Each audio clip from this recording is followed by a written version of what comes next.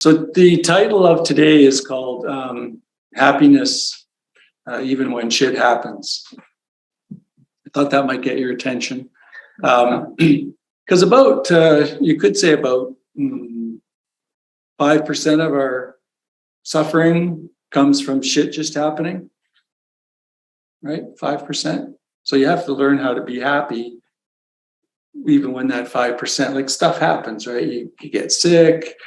You feel sorrow if a loved one is sick or dies. You stub your toe. All kinds of things just happen. The Buddha called this dukkha dukkha. It's just kind of the events of being human just happen.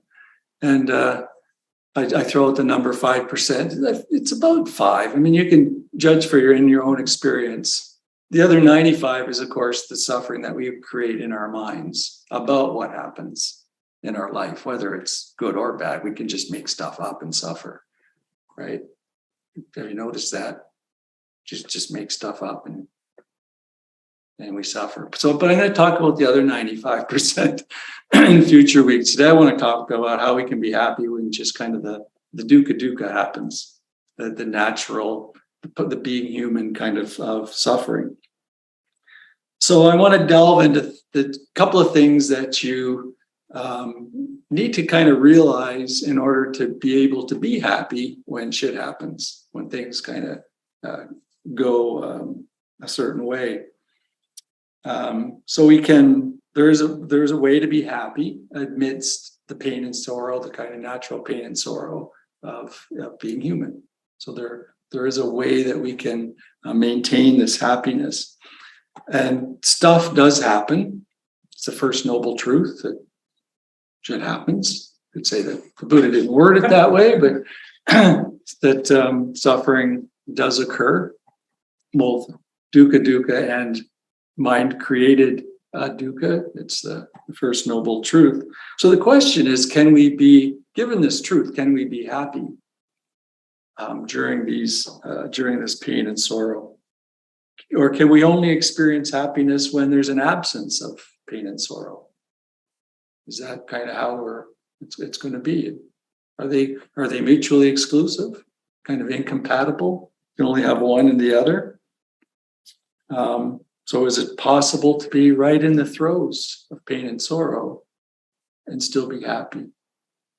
And are there practices that we can engage in that help us enable that or bring that online, you could say?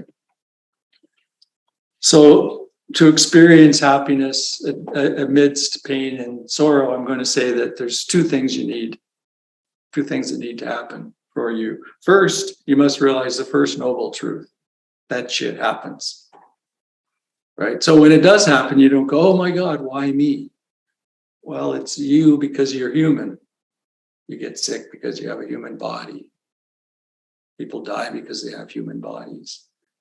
And the Buddha wasn't trying to be, a downer, just kind of stating things the way they are.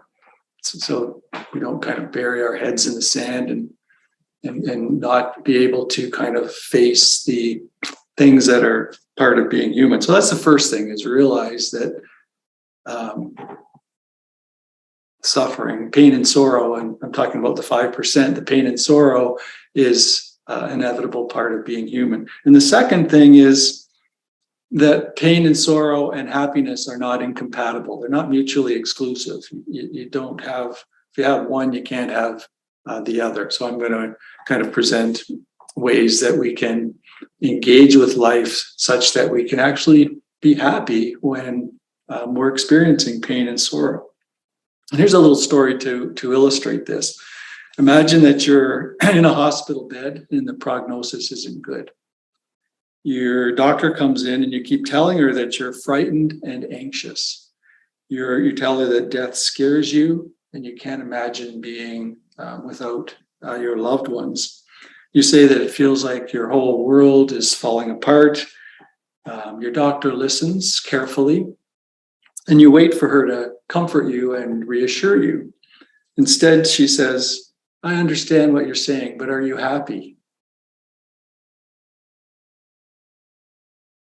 Now that can sound insensitive and uncaring to say that, but it's only insensitive and uncaring if we think that pain and happiness are inherently incompatible.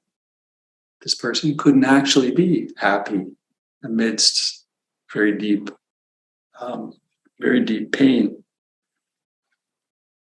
And if we think that happiness and pain and sorrow are mutually exclusive, then the possibilities for happiness are very limited, are minimal, because we will experience pain and sorrow in our lives. So if the only way to be happy is to avoid pain and sorrow, then we're in a possible dilemma, right? We're going to find happiness elusive much of the time. So how can we possibly live in happiness while we're experiencing pain and sorrow?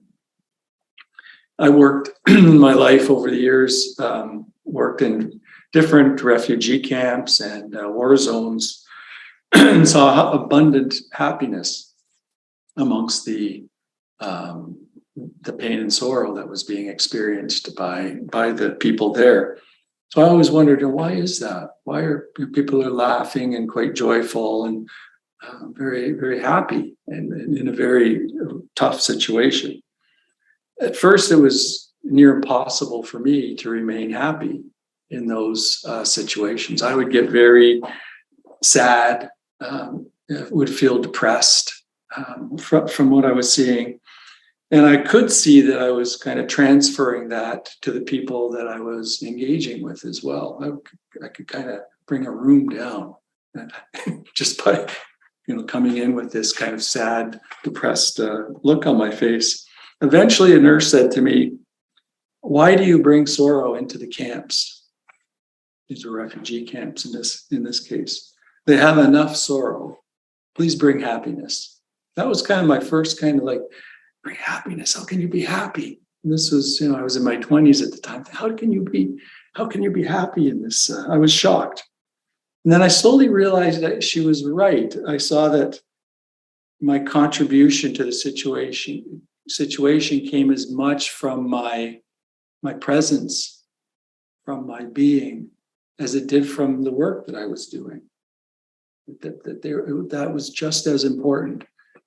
What I brought to it, my smile, my sense of possibility, and the love that I could bring to the situation. So I discovered that I could participate in war zones and refugee camps and remain in touch with this essential nature of happiness and love, and the deepest happiness and love of those people that I was working with. In fact, I think in many ways, people in those very, very difficult situations are touching into that deepest nature more readily, because they kind of have to, just to get through each day. Jack Kornfield says that we can be quite loyal to our suffering, which is an interesting way to put it. But he says it's not our deepest nature. We can learn compassion for this mind and body and all the struggles that every human being has. But he says this is not the end of the story. The end of the story is to live in happiness, even amongst the joys and sorrows of life. So Jack Kornfield talks a lot about, as does Sharon Salzberg. I think she has a book called Real Happiness, kind of a 28-day course that takes you through different practices.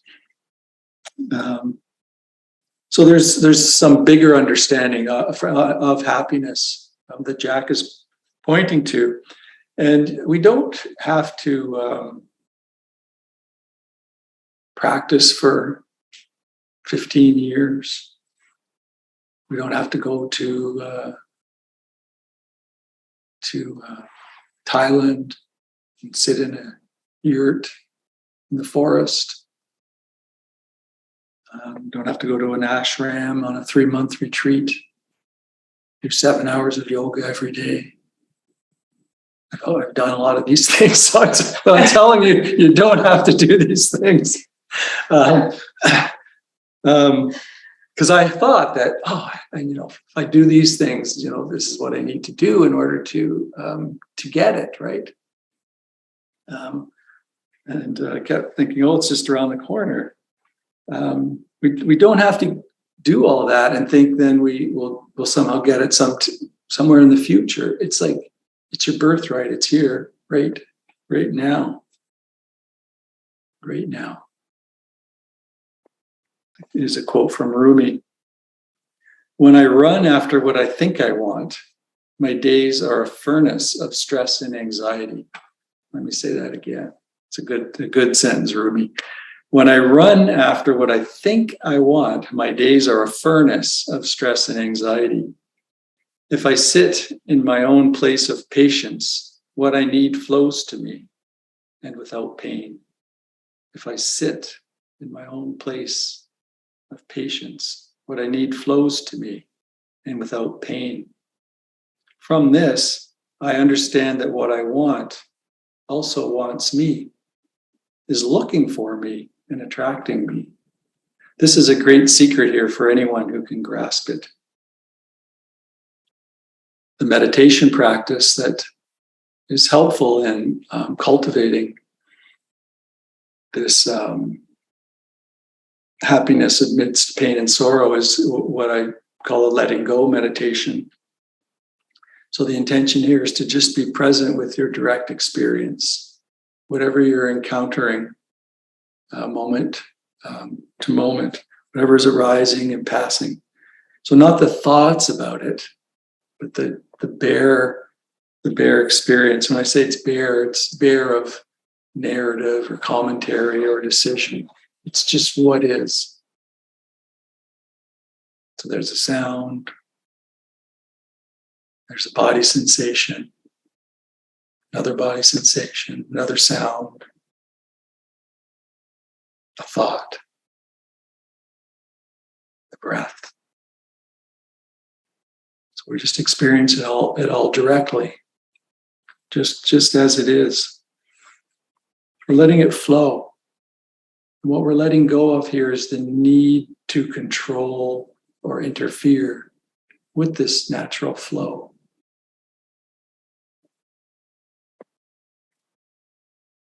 Whatever's arising and passing through.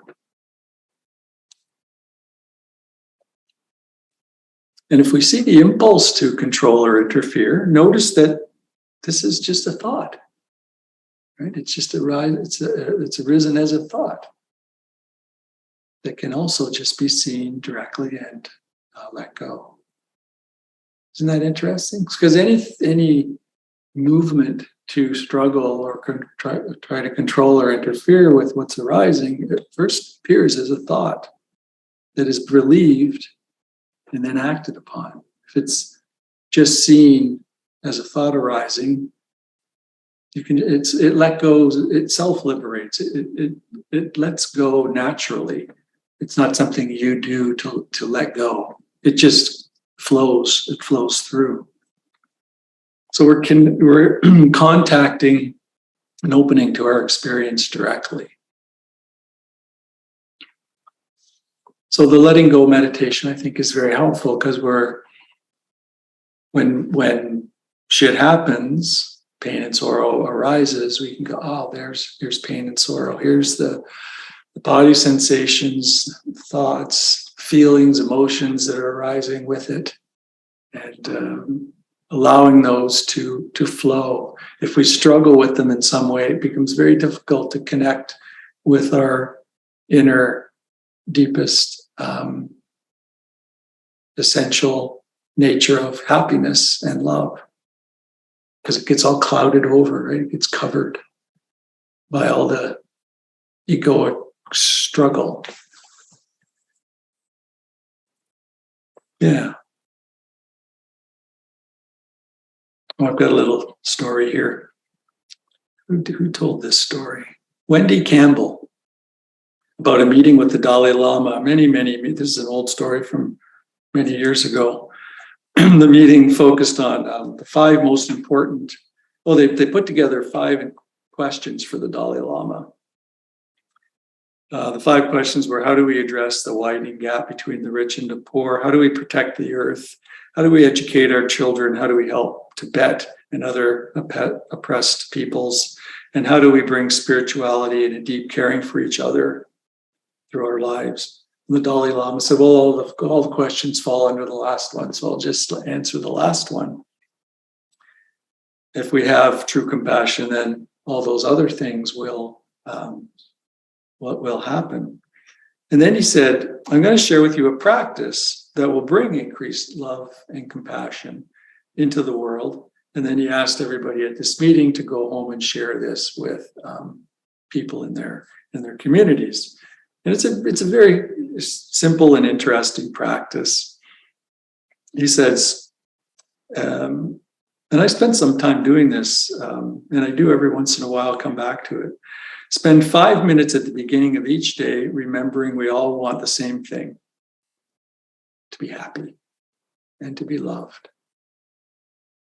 And remember that we're all connected. So at 5 minutes, just remembering that we all want the same thing. We all want to be happy. We all want to be loved. And then spend 5 minutes cherishing yourself and others.